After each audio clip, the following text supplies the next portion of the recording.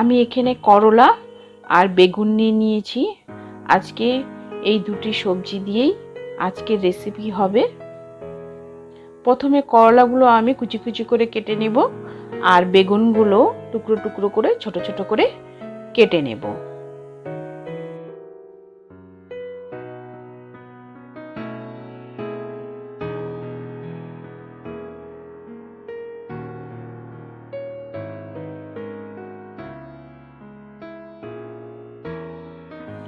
ঠিক এইভাবে করলা ও বেগুনগুলো কেটে নিতে হবে।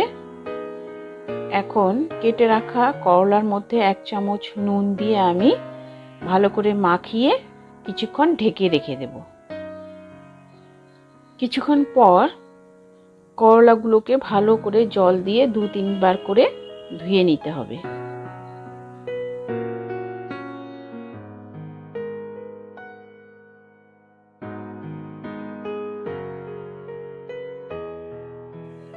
এবারে গ্যাস ধরিয়ে আমি গ্যাসে কড়া চাপিয়ে তার মধ্যে 2 চামচ সর্ষের তেল দিয়ে দিলাম।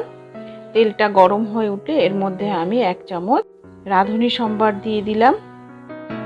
এবারে এর মধ্যে কেটে রাখা করলাগুলো দিয়ে সামান্য ভেজে নেব।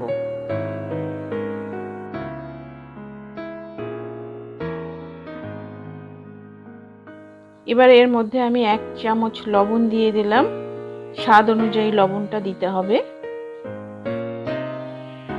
কিছুক্ষণ নাড়াচাড়া করার পর এর মধ্যে আমি কেটে রাখা বেগুনগুলো দিয়ে দেব।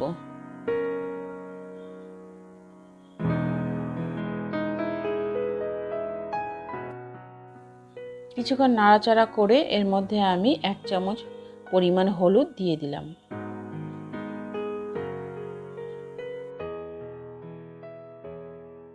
কিছুক্ষণ ভাজার পর আমি এর মধ্যে 1 চামচ চিনি অ্যাড করে দিলাম।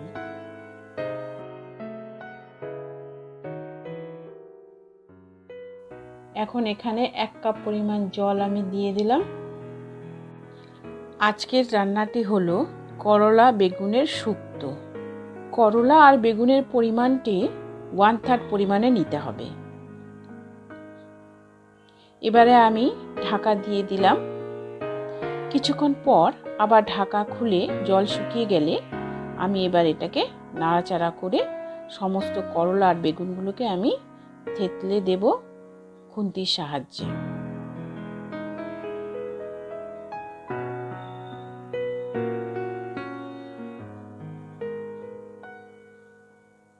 ব্যাস তৈরি হয়ে গেল আমাদের করলা বেগুন শুক্তো। খেতে দারুণ লাগে, গরম গরম ভাতের সাথে তো দারুণই লাগে।